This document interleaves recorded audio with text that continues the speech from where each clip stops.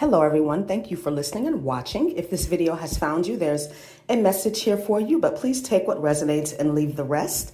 I know it's been a while since I put a video up. I have been struggling with time management, but I just be having a lot going on, but I am going to be more consistent with my videos and channeling going forward, and I definitely have some messages for you all, so stay tuned for that. It's kind of a different video, but I got an email from someone. She doesn't want me to say her name, but she asked me to do a video talking about my vegan journey. So as many of you know, I have been vegan for almost 17 years, so I'm a long-term vegan.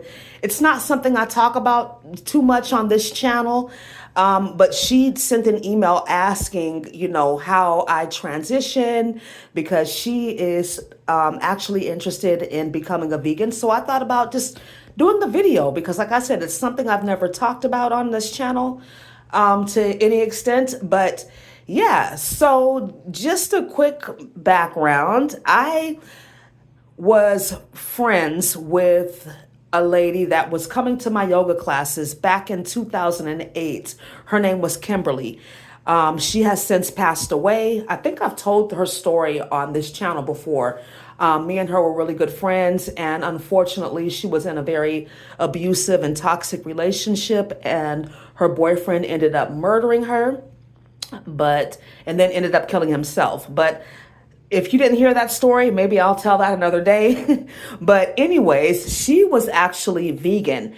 At the time, I was exploring vegetarianism because I was having some health issues, like early 2008, late 2007. I was having issues with my hormones. I had been married for several years and I was on hormonal birth control, and it was creating a lot of issues for my skin. I wasn't sleeping well. I was very moody. And so I was looking at alternatives to just getting my health back on track after having been on all of those hormonal birth control pills for so many years. She sent me a video called Meet Your Meat.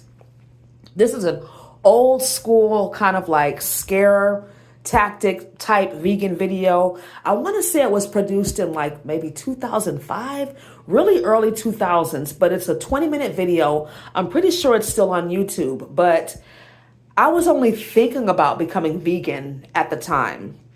But when I watched that video, I was in tears. I had no idea that these types of things went on. I didn't know what factory farming was. I didn't know what animal agriculture was. Now, of course, I was eating meat, but I was like everybody else. I would go into the grocery store, the meat's packaged and ready for me to just pick up and buy it. I never really associated the atrocities that are connected to the animal and meat and dairy industry in this country. I live in the United States. And so I was completely traumatized. So I went from being on the fence to becoming vegan to going vegan overnight. I mean, that video changed my life. And if you're squeamish and you want to watch that video, I'm going to give you a trigger warning because it is very intense. So just, if you're somebody that doesn't like a lot of blood and, you don't want to see animals slaughtered, don't watch that video. But that was the first time I had ever seen anything like that. I mean, I'm somebody that's always loved animals. I was actually going to become a veterinarian, when I was younger. That was something I really wanted to do until I found out that I had to deal with animals that were in trauma or in pain or, had something going on. So I was like, no, I can't do that, But it was that video that made the connection for me in my mind. Like, I am eating death. I am eating slaughter. I am eating animals that are being tortured and in some instances raped. We know that. Come on. We know about the Butterball scandal, and there's probably a whole lot of other things going on that we don't know about, right?